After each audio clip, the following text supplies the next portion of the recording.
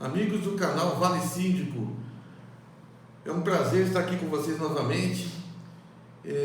O canal vem demonstrando uma evolução muito bacana. Nós estamos chegando a 70 mil visualizações, a 1.600 inscritos.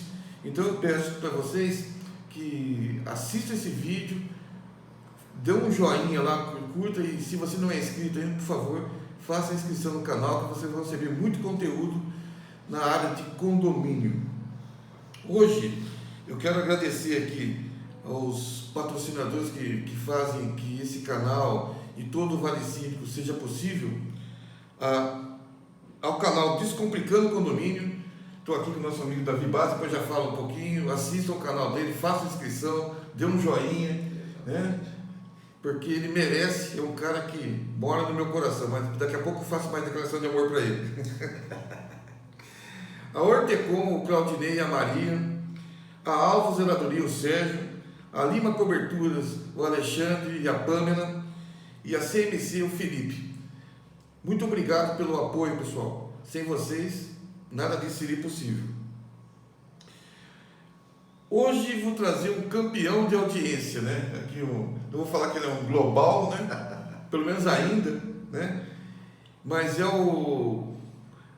a pessoa que mais tem visualização no canal Vale Síndico. Já é o terceiro vídeo que ele faz com a gente e é um prazer muito grande ter aqui Dr. Davi Bastos, especialista em direito condominial, com 12 anos de experiência. Não é à toa que ele é um expert no assunto. Ele é vice-presidente da Comissão de Direito Condominial da OAB de São José dos Campos, palestrante e colunista da revista Vale Síndico, que vai para a 4ª edição, que vai ter o Dr. Davi novamente. Assim como mais palestras, assim como, enfim, o ano só está começando. Exatamente. Doutor Davi. Tudo bem, Jair? Tudo bom? Obrigado pela oportunidade. Vamos lá. Hoje o assunto é um assunto da moda? Além de ser da moda, é um assunto bem polêmico. Locação de curta temporada, o famoso Airbnb. Doutor, vamos só um preâmbulo disso aí. Isso, vamos dar uma introduçãozinha aí antes da gente começar a falar sobre esses aplicativos, né, de hospedagem.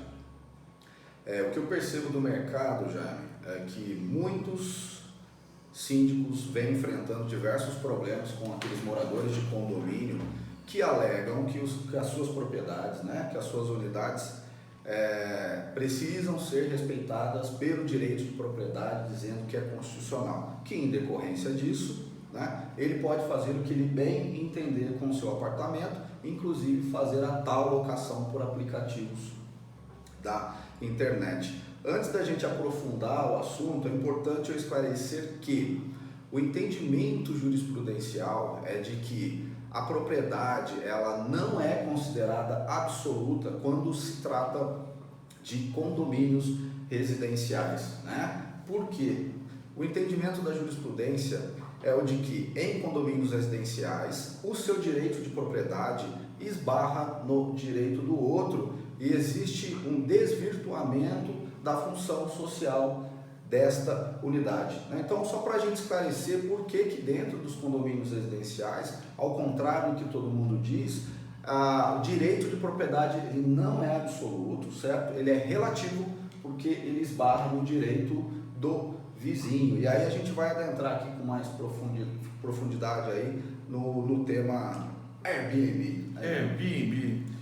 Nós vamos usar o termo hoje Airbnb porque é o maior, né? É o maior que tem, é como se fosse a Gillette, né, usando, ou Yakult, ou Coca-Cola, enfim. Mas é que faz com que a gente tenha um entendimento melhor do que a gente está discutindo, né? Sim, sim. Porque senão a gente só discute e não chega a uma solução viável sobre o assunto, que é o que a gente observa no mercado e nas palestras, né? Muita gente fala, mas o que o síndico precisa, e é a função do Vale Síndico, do seu canal, é fazer com que o síndico saia de uma palestra ou de um vídeo sabendo muito mais do que quando chegou, porque ele quer chegar no condomínio dele e resolver o problema, né? Porque se a gente ficar aqui só falando sobre teoria e não der o resultado, a fórmula prática para ele resolver o problema dele, descaracteriza totalmente a nossa função, né, Jaime? Que é ajudar o síndico da melhor forma possível. Normalmente eu emito opinião a respeito do assunto, mesmo que alguém não concorde. Não sou dono da verdade, nem quero ser. Exatamente. Mas nós trabalhamos dessa maneira, emitimos opinião. Sim. Né? Vamos lá então, o que é Airbnb? De uma maneira muito simples, para a gente entender o que seria um dos aplicativos, né? Temos vários, mas o mais famoso é o Airbnb. O Airbnb é uma plataforma online, né, de locação, né, para hóspedes, né, que queiram realizar essa locação em um quarto ou em um imóvel inteiro por curta temporada. Então a definição é bem simples, é isso. É uma plataforma online onde você tem a opção de se hospedar em qualquer condomínio ou qualquer casa aí por um período curto de tempo, mas sempre esclarecendo que é uma hospedagem, não é uma locação. O que é? Qual seria o exemplo de curta temporada? Porque até 90 dias é considerado locação temporária, não é isso? A gente tem um conflito muito grande que depois eu vou aprofundar até para explicar por que ele não se enquadra na lei de inquilinato, né? Eu vou falar um pouquinho sobre a lei de turismo, vou falar um pouquinho sobre a lei de inquilinato, mas o que a gente pode já adiantar, Jaime, que assim, a definição da lei de inquilinato, ela não enquadra o Airbnb como um sistema de locação por curta temporada, né? O que a gente pode dizer na prática é o seguinte: pelo aplicativo, essa curta temporada ela é realmente muito pequena, diferente da lei do inquilinato. Chega a 90 dias, né? Normalmente você aluga por um final de semana, né, por uma semana, 10 dias ou até por horas. Às vezes você vai fazer uma transição entre uma cidade e outra e você precisa dormir naquela cidade, né? Então assim, é um pouquinho diferente da locação tradicional pela lei do inquilinato, né? E aí a gente vai aprofundar mais para frente um pouco. Significa que ele é um concorrente dos hotéis? Olha, eu acho que você pegou o ponto nevrálgico o questionamento da rede hoteleira é exatamente esse, né? Ele é um grande concorrente dos hotéis porque ele não cumpre regras determinadas pela própria Embratur, né, que é a empresa brasileira de turismo. Ele não se enquadra na exigência que a própria prefeitura faz para a regulamentação do prédio, para que realmente seja caracterizada a hospedagem. Então, assim, existe um conflito muito grande e a sensação que eu tenho conforme as locações por aplicativo aumentem e comecem a gerar conflito, a probabilidade de um hotel que está localizado muito próximo desse condomínio, a probabilidade é muito grande de que ele entre na justiça para questionar, porque se está perdendo clientela e é regulado por uma outra lei, significa que para quem usa o Airbnb para fazer a hospedagem, né, para receber as pessoas, está tendo um lucro muito maior do que o próprio hotel. Em alguns países europeus, eles têm, na verdade, o hotel está se adequando ao Airbnb, né? Ele não conseguiu concorrer diretamente, seria como se fosse o Uber e os táxis. Então eles estão chegando nesse meio tempo para poder concorrer com eles, né? Exatamente. O que acontece e o que a gente questiona o problema é o desvio de finalidade do condomínio, né? É isso que a gente questiona. E não é só a questão de estar na convenção do condomínio, que é estritamente residencial. Se o condomínio ele não se adequa às obrigações de um hotel, porque se é hospedagem, é hotel, né? Então o que a gente questiona é justamente isso, né? Então os hotéis estão tentando se adequar a essa nova realidade, certo? Mas os condomínios que querem, os síndicos, né, que querem autorizar essa prática, precisam também adequar o condomínio para esse tipo de realidade, porque entendo eu que existe um conflito, um desvio de finalidade. Minha opinião é que, na verdade, existe a finalidade que você diz é comercial. Exato. E como o condomínio não pode praticar comércio dentro das suas unidades, é claro, das convenções, eu não sei qual é a dúvida que existe nesse eu acho bem claro. Que existe nesse tipo de locação, que dentro de condomínio residencial, na minha opinião, deveria ser proibida. Concordo com você. Tá vendo, pessoal? Eu não fujo Não fugimos de uma boa briga. Não fugimos de uma boa briga, né? Eu tenho minha opinião a respeito, né? Como é feita essa locação?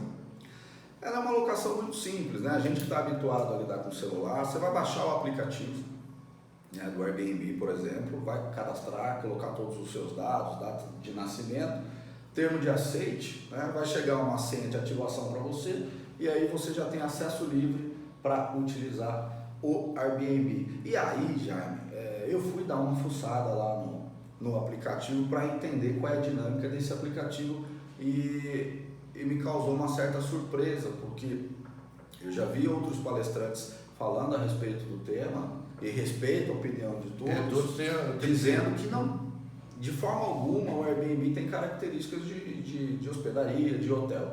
E aí eu entrei no sistema aqui de São José, verifiquei um condomínio de alto padrão aqui em São José, e o que eu achei muito interessante é que a responsável pela unidade começou a descrever o imóvel com todas as características de hotel, porque ela colocou todas as áreas de lazer desse condomínio como se fizesse parte da venda dela. E aí no final ela ainda colocou que a recepção seria feita ou pela zeladoria ou pela portaria.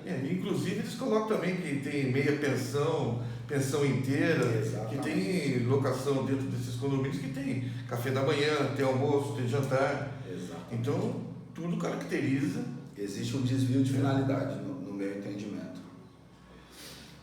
É permitido esse tipo de locação? Aí que começa o problema. Vamos começar, vai. Aí que começa o problema. Quando eu resolvi aprofundar esse tema para a gente poder fazer o vídeo, eu busquei fazer uma leitura muito aprofundada do próprio parecer da Comissão de Direito Condominial de São Paulo, que tem advogados renomadíssimos que eu respeito demais. Também fui estudar o parecer do jurista Silvio de Salvo Venosa, que é uma sumidade na área do direito civil. E para todos esses juristas e advogados da comissão, e a própria jurisprudência, todos afirmaram que não existe uma regulamentação ainda para esse tipo de locação e também não existe uma lei que proíba esse tipo de locação. E aí começa o conflito, porque de um lado você tem o proprietário levantando ali o seu direito de propriedade constitucional.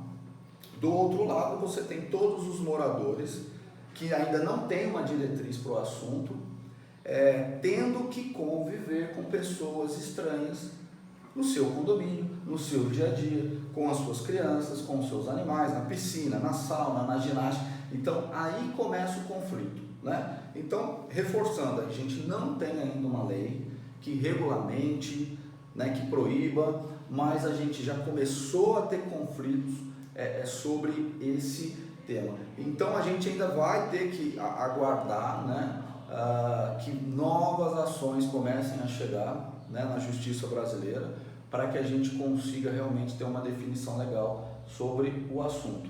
Minha opinião para o síndico, enquanto não tem nada regulamentado, eu barraria, pelo risco de dano, de prejuízo. Mas não começou a votação, já começou? Sim, vamos falar sobre isso também. Tá. O que eu vejo nessa história toda é o risco aumentado. Você acaba aumentando muito o risco com esse tipo de locação. Uma coisa é você fazer uma locação comum, que vai ficar 1, 2 anos lá de contrato. Pode vir pessoas não adequadas ao condomínio, sem dúvida nenhuma. É o risco da locação. É o risco da locação. Porém, quando você tem uma rotatividade, o risco é muito maior. Né? Com certeza. Não é checado quem entra, quem sai. Né? O hotel, em todo caso, ele não tem essa finalidade. São pessoas, todos são estranhos. Né? Exatamente. Ao passo que no condomínio são famílias que residem no local. Então o risco é muito grande mesmo. Por isso que eu sou contrário. Né? Por que o Airbnb não se enquadraria na lei de inquilinato? Chegamos ao ponto, né, para a gente conseguir esclarecer a grande polêmica que é a locação por curta temporada. Quando a gente fala na lei do inquilinato, existem algumas exigências da lei do inquilinato. Né? E aí eu vou explicar por que o Airbnb não se enquadra na lei do inquilinato. O que acontece? Pela lei do inquilinato, você faria uma locação, não hospedagem. Na própria lei, o texto da lei, ele é muito objetivo. Locação é diferente de hospedagem, no meu entendimento. Sim. Né? Então você faria uma locação por até 90 dias, correto? E aonde é que pega, e é o que diferencia o Airbnb, é por isso que ele não se enquadra. Precisa de um contrato escrito. E a relação que existe entre o Airbnb e as pessoas que contratam esse serviço é uma relação verbal. É uma relação verbal. Quando você tenta se enquadrar na lei do inquilinato, você precisa de um contrato escrito com período e prazo determinado. Né? Então, assim, o ponto nevrálgico, o ponto central, que já tiraria o Airbnb das características da locação pela lei do inquilinato é contrato escrito e prazo determinado. O Airbnb já teve problema a esse respeito, Sim, né? sim. De pessoas que até, para quem fez a locação, de destruir o imóvel, alguma coisa nesse sentido, né? Eu nunca vi, talvez, dentro do próprio condomínio causar algum tipo de problema, isso eu nunca vi. Mas de prejudicar o imóvel e quem fez a locação entrar contra o Airbnb, é comum, né? E na prática, Jaime, eu já vi argumentos do Airbnb dizendo que eles têm um seguro de $1 milhão, né, para resolver os supostos problemas. A grande questão é essa. Né? A gente tem um número absurdo de pessoas dentro de um condomínio que, ao meu ver, não tem necessidade de passar por esse tipo de problema, certo? E aí o aplicativo também não deixa claro, né, como seria feito o acionamento do Airbnb. Então esse síndico vai ter que se dar ao trabalho do quê? De entrar com uma ação de regresso, de acionar o Airbnb para que ele faça o reparo. E se for um prejuízo incalculável na piscina?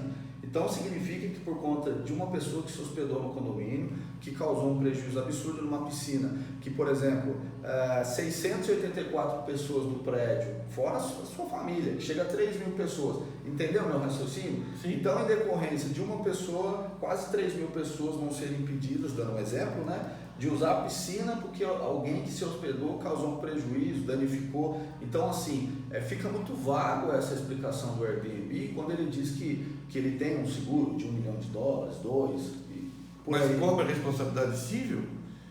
Não entendi, desculpa. Responsabilidade civil e penal? Porque, na verdade, se o cara vai lá e provoca uma briga, se o cara vai lá e sei lá, mexe com a mulher do cara, mexe com a filha, Fiquem abertos. É um pedófilo. Então, quer dizer, não tem regras específicas. Eu vou pegar o que você falou e vou puxar de uma maneira mais pesada para a gente refletir sobre isso. Vamos partir do princípio que toda documentação apresentada pela pessoa, certo? É falsa. E que essa pessoa é um estuprador. É um estuprador. Eu estou pensando da pior forma possível e a gente precisa trabalhar assim. Não é impossível. Não é impossível, as coisas acontecem, né? E aí a intenção desse cidadão que se hospedou é única e exclusivamente cometer o crime de estupro. Um prejuízo dessa proporção para uma criança, para uma filha nossa, Jaime, é irreversível. E aí não há dinheiro que pague. E aí não me adianta o Airbnb falar que tem dinheiro suficiente para bancar o quê? Né? Quer dizer, se você tira a dignidade de uma criança, de uma menina ou de um garoto, não tem dinheiro nenhum. E eu tenho certeza que você pensa isso também. Não tem dinheiro nenhum que pague esse risco. Não tem dinheiro nenhum que pague esse risco, Jaime. É muito grande, né? É muito grande. Mas depende muito agora, que eu espero, das regulamentações futuras, né? Sim. Se for uma regulamentação bem mais dura, né? Que permita que você levante antecedentes, cheque documento aí, Perfeito. né? Mesmo assim, a estrutura do condomínio, a parte de recepção, vai ter que melhorar muito, né? Porque se pensa bem assim num condomínio de 700 unidades, metade for locação. Então, quer dizer, muda completamente a característica. Eu vejo isso em condomínio multipropriedade. Né? Você lá é um hotel, mas que são proprietários, mas é um comportamento de hotel. Então você vê, tem recepção, tem 5, 6 pessoas na recepção, para checar as coisas, para pagamento, enfim. Quer dizer, o condomínio vai ter condições financeiras de arcar com isso? E o grande problema, que depois a gente aprofunda, é se existe um desvio de finalidade, né, de residencial para comercial, a gente começa a esbarrar no quórum. Né? A gente começa a esbarrar no quórum, porque se ele vai ser alterado para comercial, já teríamos um quórum unânime. Né? Então, percebeu que começa a ficar complexo? Vamos partir do princípio que um síndico, mediante uma assembleia e aí uma comoção muito grande de pessoas que querem alugar nessa plataforma, digam para o síndico que agora a gente quer. Esse agora a gente quer complexo, porque se você tem um desvio de finalidade, mas não faz a alteração, a probabilidade do condomínio ser multado pela prefeitura, porque não tem as licenças, certo? Sim. Se ele tem características de hospedaria, porém ele é um condomínio residencial, ele não tem as licenças, não tem as adequações. Mesmo porque a prefeitura vai querer o ISS dela, uma prestação de serviço. Perfeito, perfeito. Entendeu? É isso. A própria Embratur também pode cair em cima, né? Porque se não existe adequação, cai no que você disse. Quem vai recepcionar? Né? Uma coisa que eu já escutei dos defensores mas o fluxo não é muito grande. E se começar a se tornar um fluxo recorrente diário num condomínio? Né? Quando a gente faz a contratação de uma zeladoria, a função dela é outra. A função dela é direcionada para os moradores e que na maioria das vezes conhecem os moradores, né? Porque existe um cadastro, ele está ali todo dia, cria-se um vínculo de relacionamento e amizade com os porteiros, você sabe disso, e aí quando você começa a ter um trânsito absurdo de pessoas estranhas, no meu entendimento, você teria que fazer uma readequação do condomínio, que eu acho que ficaria muito mais caro. Sem dúvida nenhuma.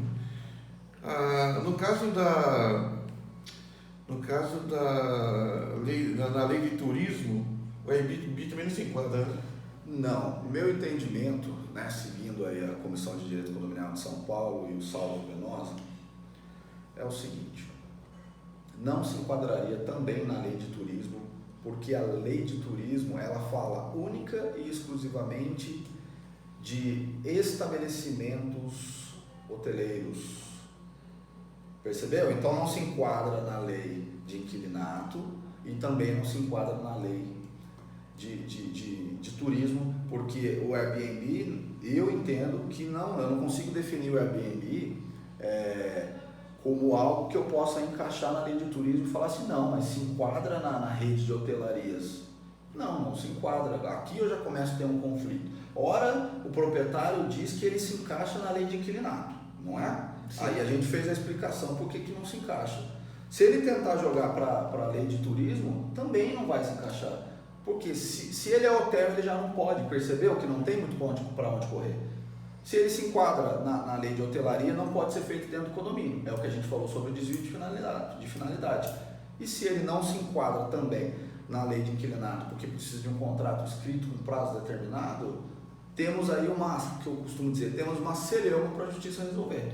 Porque precisa encaixar o tal do Airbnb em algum posicionamento. O Airbnb vai ter que ser encaixado em algum lugar, porque primeiro que eu acho que esse tipo de aplicativo, como é o Uber, como qualquer outro, é um caminho sem volta. Entendeu? Não, por mais que eu seja contra, eu não vejo como existe uma reversão desse caminho. Eu dou um exemplo, por exemplo, que alguns imóveis na Europa, eles faturavam, exemplo hipotético aí, 1.000 euros por mês, e com o Airbnb fatura 5.000 euros por mês. Então, assim, realmente aí esbarra no direito de propriedade, entendeu? O que está havendo lá é uma regulamentação forte, né? Então, o que tem que haver aqui também, mas parece que os políticos aqui são bem devagar, né? Então, até nós termos uma regulamentação exata disso, quanto tempo o Uber demorou para ter uma regulamentação mais precisa, né? O Airbnb corre pelo mesmo caminho. Sim. O que eu observo dos defensores, e eu acho que é plausível, inclusive o que você diz a respeito de que nós precisamos nos adequar à tecnologia. muitos entendimentos jurisprudenciais são exatamente nesse sentido, que a cidade ela tinha uma estrutura financeira enquanto não tinha o Airbnb. Acho que a gente já está entrando numa questão política e numa questão de movimentação financeira. Então, assim, não estou dizendo que nós não temos que nos adaptar às novas tecnologias, mas é o que você disse, a gente precisa de uma regulamentação com diretrizes fortes, né, até para evitar que os condomínios sejam multados. Porque se você tem uma regulamentação específica, né, que diga que os condomínios residenciais poderão, né, autorizar a locação por aplicativo, subentende-se que nem a Embratur, nem a Prefeitura, nem a rede hoteleira vai poder mover uma ação contra os condomínios. Porque vamos pensar assim, nós temos o lucro de uma pessoa que está fazendo a locação por aplicativo. Se a multa vier, a multa vai vir em cima do CNPJ do condomínio. E aí vamos partir do pressuposto que o condomínio tome uma multa média de R$120 mil.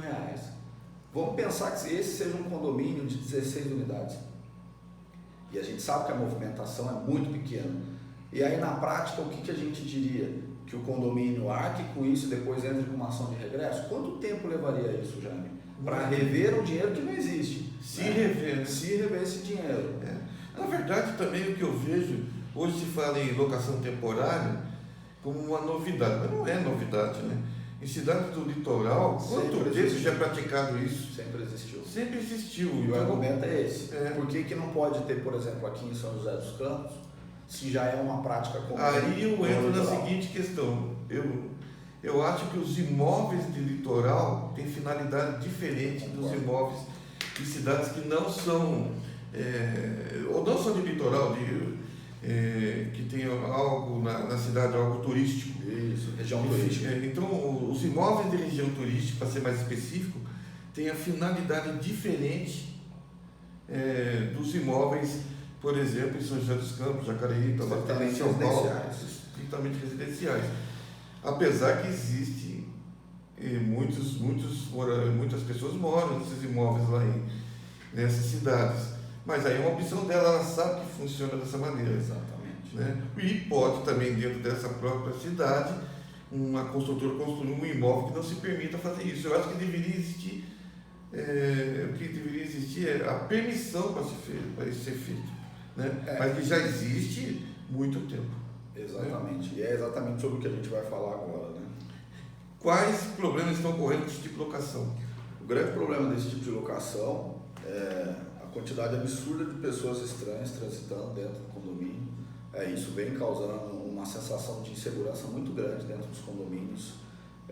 Não temos relatos ainda de situações aqui no Brasil, né, que tenham realmente depredado todo o imóvel, mas no exterior temos situações que o casal saiu na sexta e liberou a casa no final de semana. Né? E aí constatou-se que quem alugou fez uma festa para 300 pessoas dentro do imóvel e literalmente destruiu todo o imóvel, simplesmente foi embora. Né? Então essa sensação de insegurança, né? Existe um incômodo por parte dos proprietários de encontrar uma pessoa estranha na sauna, na sala de ginástica, né? na piscina do condomínio. Então essa prática vem causando esse conflito. Eu vi relatos de lá no exterior que o Airbnb, às vezes, o proprietário fica no imóvel.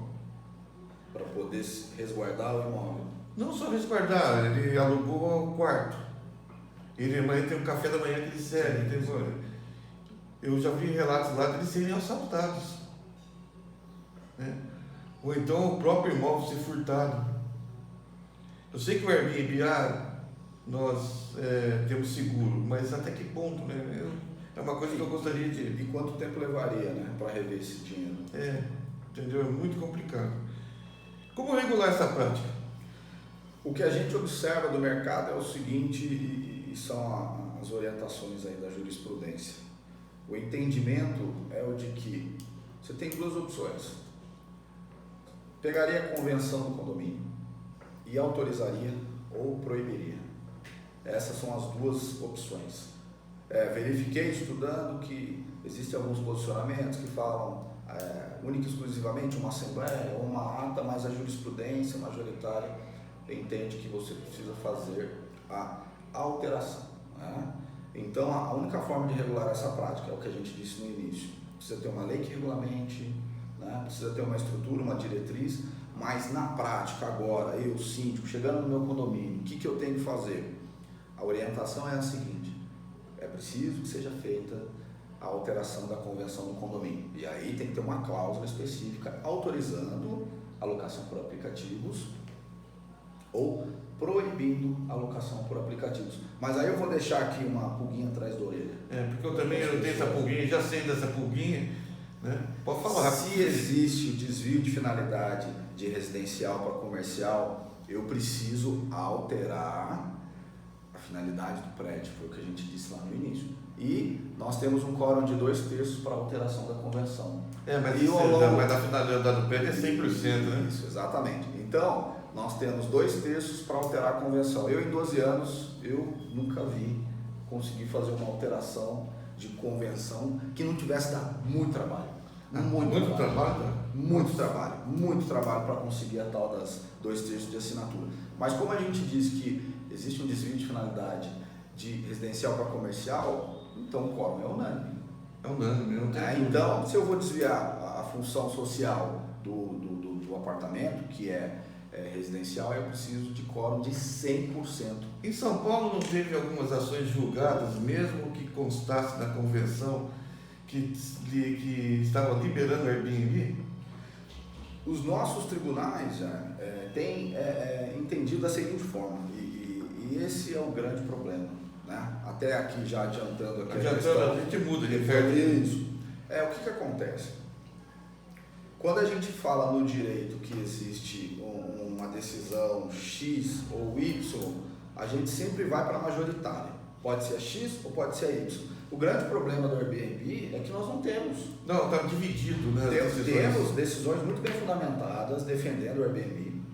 E o contrário também. Temos decisões muito bem fundamentadas proibindo o Airbnb. Por isso que está no STJ. Em decorrência disso, uma ação específica de uma senhora, né, já chegou ao STJ. Né? E no final do ano, o relator desse processo, que é o ministro Salomão, percebeu a complexidade do caso e pediu vista desse processo. O que significa? Significa que na prática ele falou assim: gente, espera lá um pouquinho. Mas a votação está favorável ao Airbnb. Sim, com certeza. Ele já esboçou um posicionamento dele. Ele falou dessa questão política, financeira, que as cidades que fizeram a implantação do Airbnb, o dinheiro que começou a girar na própria cidade, como você disse, de 1 milhão foi para 5 e movimentou todo o mercado, né, da cidade. Então ele já deu indícios de que ele decidirá a favor do Airbnb. Ele também é muito favorável ao artigo 5º da Constituição Federal do direito inviolável da propriedade. Né? Exatamente. Né? Então isso daí, quando pega os juízes que pensa dessa maneira, dificilmente... E se houver uma decisão definitiva no STJ, todos os outros juízes... Vai sumular, né? Todos os outros juízes terão que acatar essa decisão. Inclusive nós, advogados, administradores... A gente pode não gostar, mas a gente tem que respeitar. Tem que respeitar. E se o condomínio tiver um prejuízo? A orientação ela é muito simples, mas ela é demorada. Quando nós falamos que teremos que acionar a justiça, nós dois sabemos que o tempo de definição dessa demanda fica a Deus dará, né? Porque cada região tem uma velocidade de atendimento dos processos, né? Eu diria que aqui em São José dos Campos, para uma demanda desse tipo, que seria uma ação de regresso, né, contra o causador do prejuízo, eu colocaria aí, chutando grosseiramente, pelo menos uns 2 anos. Porque o juiz de primeira instância pode decidir rápido, mas a outra parte tem toda a liberdade de recorrer até a última instância. Então acho que vai ali uma decisão, 5 anos. Uma decisão de primeira instância eu colocaria uns 2 anos, mais uns 3 anos em segunda instância, e por aí vai, né, Jaime? Ele vai até onde ele acha que dá, né? Até onde tiver dinheiro para se defender. Exatamente, né? Nossa, que assunto. Que assunto polêmico. Espinhudo, né? Não há? É. Não é um assunto. Amanhã no evento, provavelmente vão ter pessoas favoráveis ou contra da nossa posição de hoje. É até bom para a gente trocar figurinha. É até bom a gente trocar figurinha. Aliás, mande pergunta, tanto no Descomplicando Condomínio, quanto no Vale Síndico, lá no grupo, ou mesmo no canal do YouTube, que o Davi já vai responder. Com certeza. Eu, se eu tiver um pouco de conhecimento, também vou responder, né? Para a gente esclarecer todas as dúvidas que vocês tiverem. Davi, poxa. Jaime, muito obrigado pela oportunidade. Poxa, muito bacana. Fala um pouquinho do canal Descomplicando Condomínio aí, pro pessoal. Vamos lá, pessoal. Queria agradecer ao Jaime, toda a equipe da Ortecom, ao Vale Síndico pela oportunidade. A gente trabalha bastante durante o ano e esse ano também terão vários e vários eventos do Vale Síndico. Vai ter uma palestra Airbnb do Davi também. Vários profissionais do segmento de condomínio aí ajudando a gente no evento do Vale Síndico. E eu queria aproveitar a oportunidade para convidar você para se inscrever no canal do Jaime, né, do Vale Síndico. Se inscreva, dê o seu like, né? Dê o sininho também, faça os seus comentários, como o Jaime disse. E no meu canal, Descomplicando o Condomínio, eu tenho muitos vídeos falando de forma simples e descomplicada sobre o direito condominial. São vídeos de 1 minuto no máximo, né, para você que é síndico, não tem muito tempo, né, Jaime? A gente vive correndo. Teve alguma dúvida sobre algum assunto de direito condominial? Entra lá no canal, se inscreva no canal, dê o seu like, porque lá temos provavelmente uns 30 vídeos já postados lá para você. Eu sou fã do canal dele, dúvidas. entendeu? Eu sou muito fã. Ok, agradeço imensamente e nos vemos por aí. Um abraço. Tchau, tchau.